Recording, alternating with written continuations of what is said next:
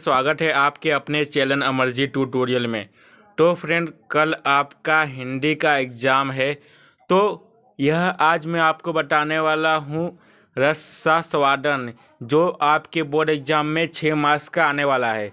इन सारे टॉपिक में से कोई एक पोयम का टॉपिक आएगा, जिस पोयम के टॉपिक का आपको रसास्वादन लिखना रहेगा।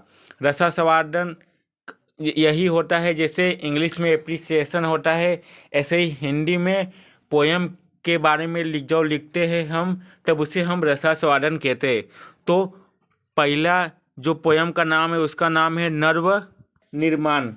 तो इसका आपको यहाँ पर आपको स्क्रीन पर दिख रहा होगा इसका रसास्वादन। ये इसके टोटल 8 पॉइंट है।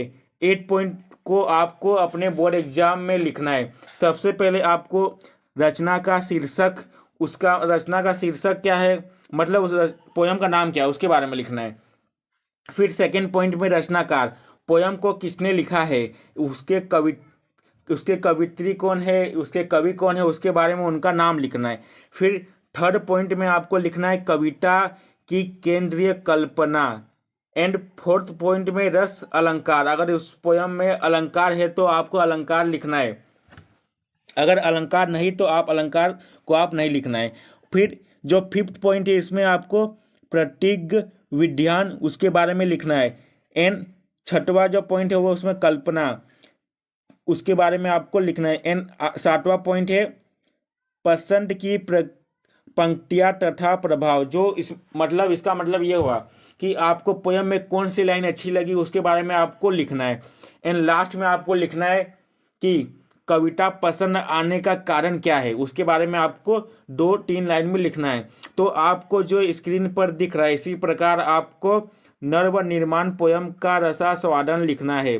फिर जो आपका सेकंड पोयम है, सेकंड पोयम का नाम है सच हम नहीं सच तुम नहीं।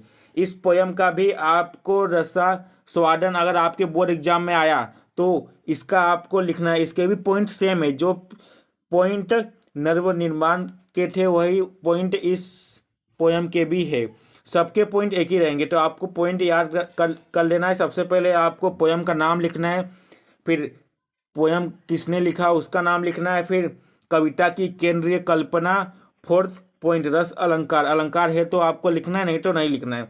फिफ्थ पॉइंट है प्रतीक विज्ञान। एंड सिक्स पॉइंट है कल्पना। 7 पसंद की पंक्तियाँ तथा प्रभाव, इसका मतलब जो पोयम में जो आपको लाइन पसंद आया उसके बारे में आपको लिखना है और क्यों पसंद आया वो भी आपको बताना है।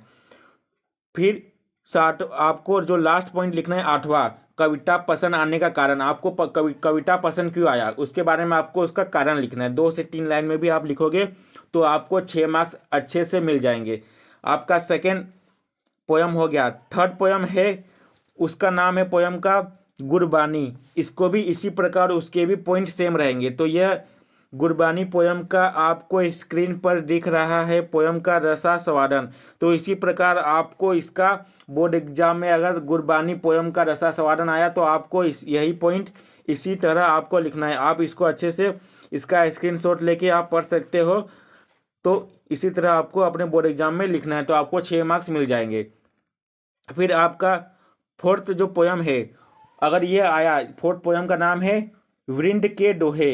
अगर आपको रसास्वादन आया तो इसके भी पॉइंट सेम है, सबके पॉइंट सेम ही रहेंगे। बस पोयम का नाम, जो लेखक, जो कविता है, जिन्होंने लिखा है उनका नाम सब अलग है, और बाकी जो भी पोयम का है उसके बारे में सबका अलग अलग रहेगा, लेकिन पॉइंट एक ही रहेंगे। तो अभी आप इस पोयम का भी आप देख लीजिए किस तरह से आपको लिखना है, वृंद के दोहे। फिर नेक्स्ट पोयम है, यह इंपॉर्टेंट पोयम है। यह पोयम बोर्ड एग्जाम में 2022 में मार्च में आया था। पेड़ होने का अर्थ, यह बहुत इंपॉर्टेंट है, तो इसको भी आपको पढ़ लेना है, इसके भी पॉइंट सेम ही है। फिर नेक्स्ट पोयम है लोकगीत। लोकगीत आपको दिख रहा है स्क्रीन पर, इसी तरह आपका पॉइंट सब में सेम ही है, बस जो इसमें नाम है वो अलग हो जाएगा, रचनाकार का नाम लिखना है। फिर कविता की केंद्रीय कल्पना, रस अलंकार, अगर पोयम में अलंकार है तो लिखना है, अगर नहीं है तो नहीं लिखना है। फिर प्रतीक विज्ञान, फिर कल्पना 6 पॉइंट है। 7 पॉइंट, जो पॉइंट आपको पसंद आया, जो पंक्ति आपको अच्छी लगा उसके बारे में आपको लिखना है। पंक्ति लिखना है और इसके पंक्ति का आपको हिंदी में उसको समझाना है। फिर जो 8वां है कविता पसंद आने का कारण, क्यों आपको कविता पसंद आई उसके बारे में आपको लिखना है।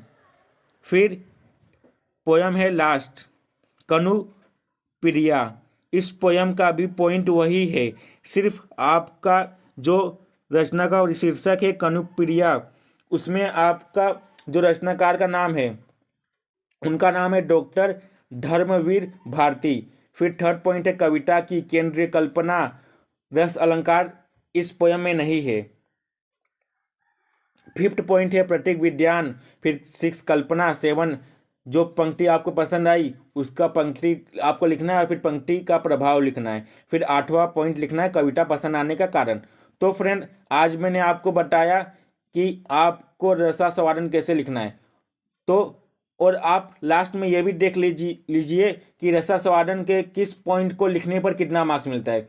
अगर आपने रचनाकार का नाम लिखा, इसका मतलब रचनाकार का नाम का मतलब जिसने उस पोयम को लिखा उसका नाम लिखा, तो आपको 1 मार्क्स मिल जाएंगे। फिर कविता की केंद्रीय कल्पना, उसके बारे में आपने लिखा, उस पॉइंट को आपने लिखा तो 1 मार्क्स उसका मिल जाएगा, तो टोटल 2 मार्क्स हो गए।